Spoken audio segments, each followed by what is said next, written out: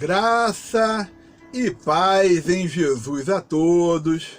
Estamos aqui em nossa terceira parte de nossa quarta aula de História da Religião, onde nós estamos aqui analisando o islamismo, aqui em continuação. E nós estamos verificando, dentro dessa matéria, desse conteúdo, os ensinamentos do islamismo. Dando continuidade, vamos estar analisando aqui a morte. Qual é o ensinamento dentro da teologia islâmica sobre a morte? Vamos verificar.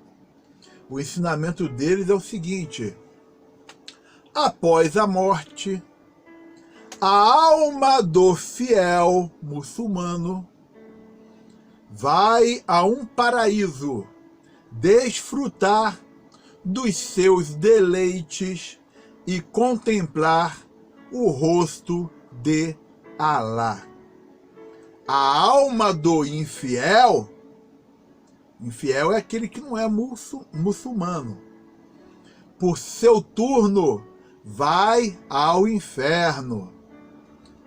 Aguardar-se-á o dia do juízo, quando as ações dos seres humanos serão definitivamente julgadas e receberão a devida paga, ou seja, a devida recompensa.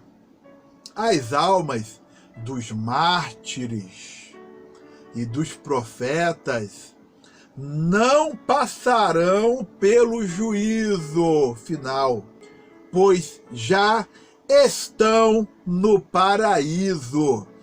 O ato final será a proclamação do Islã como religião mundial liderada por Jesus.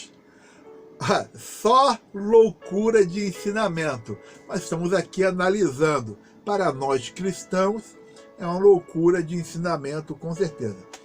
A crença num julgamento final após a morte é necessária, segundo muitos muçulmanos, para que o ser humano assuma a responsabilidade sobre seus atos.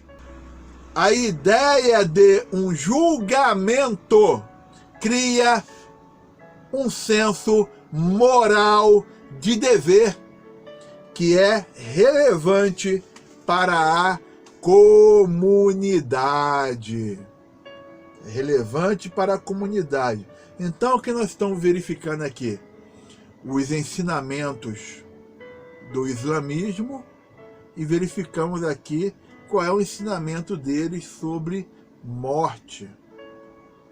O que acontece, qual é a ideia teológica deles na teologia islâmica, certo? Principais tendências. Por que principais tendências? Nós poderíamos chamar de vertentes do islamismo, porque as principais tendências diz respeito às separações ou partições que existem dentro do islamismo. Primeiro, sunitas. Os sunitas defendem que a unidade da comunidade islâmica é muito mais importante que a genealogia de seu líder. Acreditam que o profeta morreu sem indicar um sucessor e que os líderes que o sucederam, os califas, representam a sucessão legítima. Distingue-se ainda pela ênfase dada à inescrutabilidade racional de Alá e a extensão limitada do livre-arbítrio humano. Então aqui, os sunitas. Outra vertente, outra tendência dentro do islamismo, xiitas defendem que a unidade da comunidade islâmica só é possível reconhecendo-se que os descendentes do profeta são os líderes, o nome deles são os imã, ok? Ou modelos naturais escolhidos por Alá. É particularmente importante para esse grupo não perder de vista que o terceiro líder, assassinado em 680 depois de Cristo, ao recusar-se jurar fidelidade ao califa regente, optou pelo martírio como forma de obediência às revelações dadas ao profeta. Essa lembrança manifesta-se no sentimento de luto que toma conta dos xiitas por ocasião da morte, quando em luta de um de seus adeptos. Um dos seus adeptos morre, então eles têm sempre esse senso, esse sentimento de luto, sempre ali contínuo. Possuem um clero hierárquico organizado, no qual a ascensão se dá segundo o grau de cultura, sendo o mais alto nível o de Ayatollah. O Ayatollah. Ok? Vamos lá. Uma outra vertente, né, outra tendência dentro do islamismo é o chamado sufismo. Nós chamamos essas pessoas de sufistas. Ok? É o sufismo. É o grupo islâmico com tendência mística e cuja característica mais marcante é a renúncia ao eu, ao ego, por meio de hábitos devocionais e pela convicção de que Alá é a verdade suprema da existência humana e o caminho para os estados mais elevados de consciência e iluminação. São bem místicos os sufistas, né, do sufismo. O termo sufi designa o que se veste com lã, numa referência possível às vestes dos primeiros sufis. E uma quarta tendência aqui é o chamado fundamentalismo islâmico. Defende que a Sharia, conjunto de regras islâmicas extraídas do Corão e dos ensinamentos de Maomé, tem validade eterna. A Sharia tem validade eterna e deve ser seguida à risca.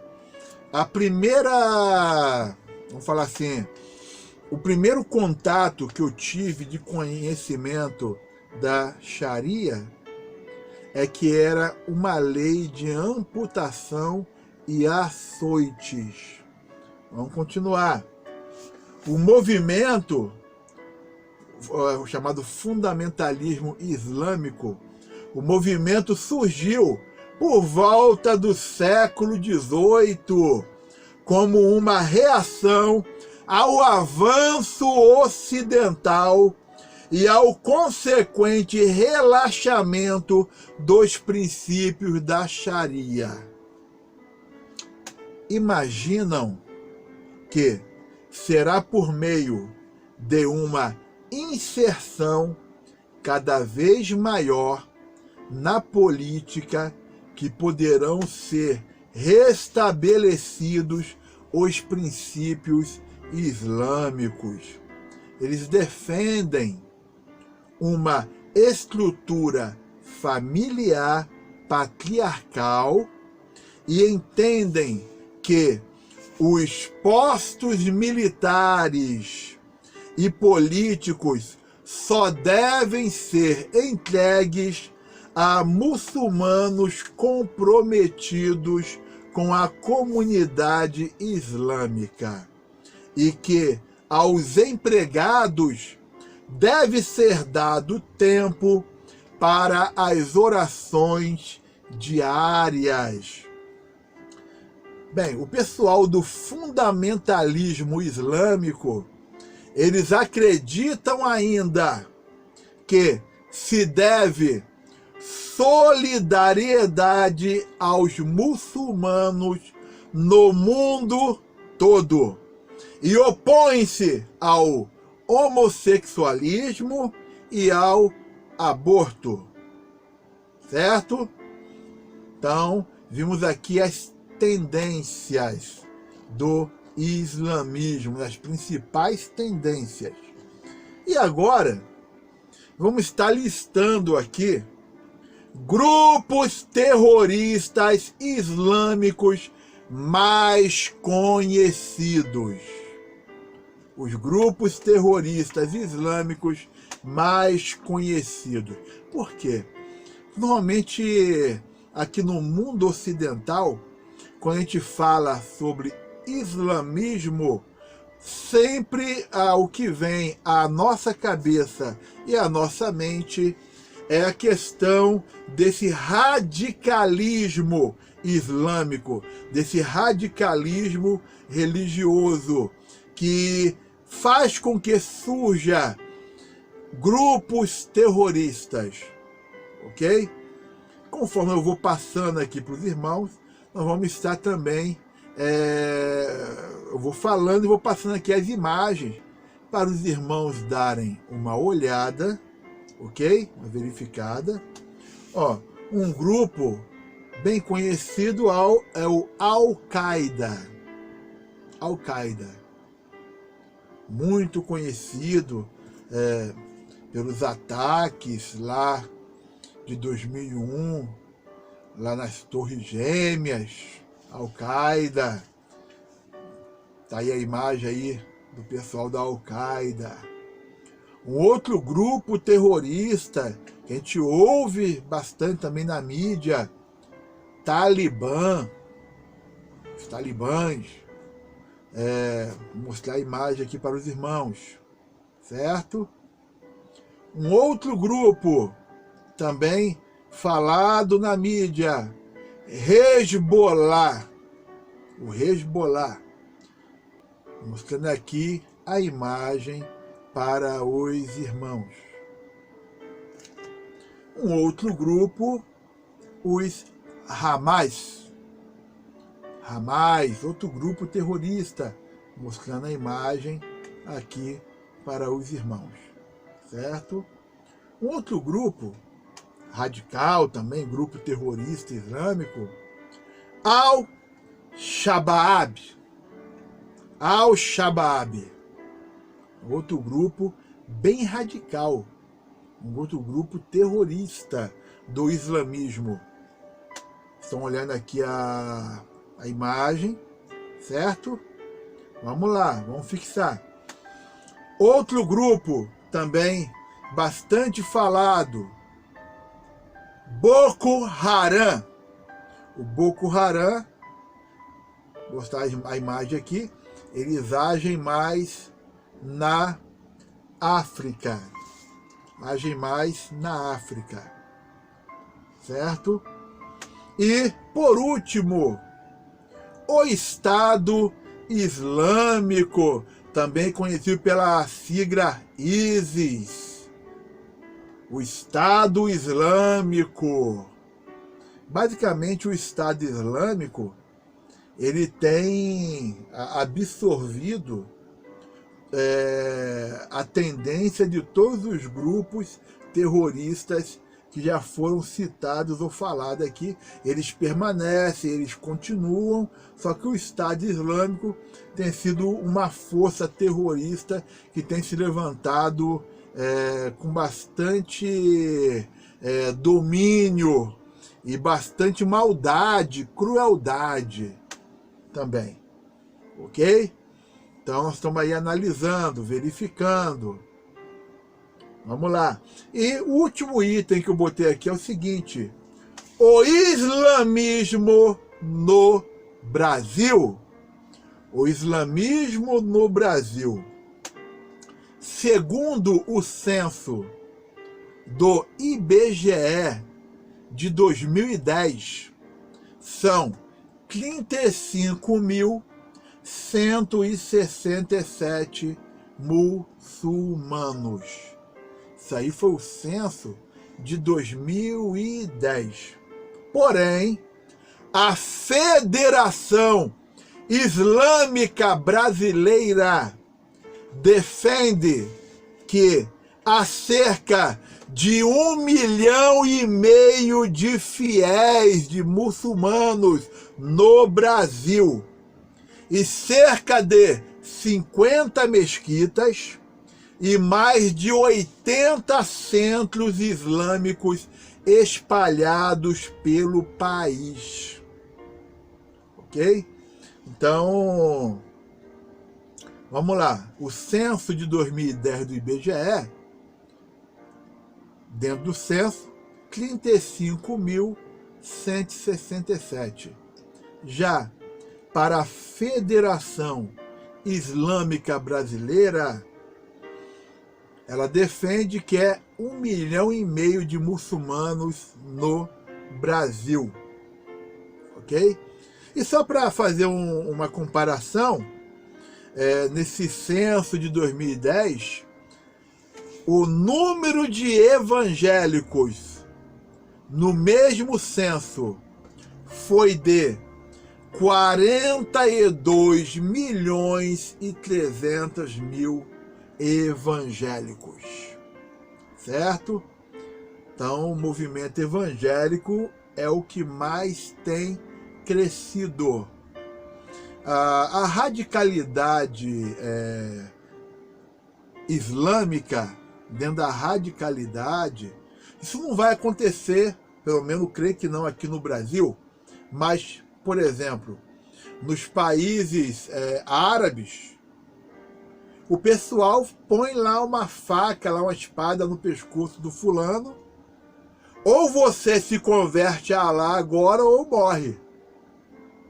Ou você deixa de ser infiel e se torna um fiel, um muçulmano, é só falar as palavras certas, reconhecendo Alá como Deus e Maomé como profeta, aí finalizou o assunto. Imagina se a cristandade, vamos falar assim, que viesse a querer crescer usando dessa metodologia. Seria uma lástima, né? Uma coisa louca. Entendeu? Bem, nós paramos por aqui. Espero que o conhecimento adquirido tenha sido de bom proveito, com certeza, para a tua vida nessa nossa matéria História da Religião. Essa aqui é a 4ª aula. Amém? Que o Senhor te abençoe grandemente. Graça e paz em Jesus.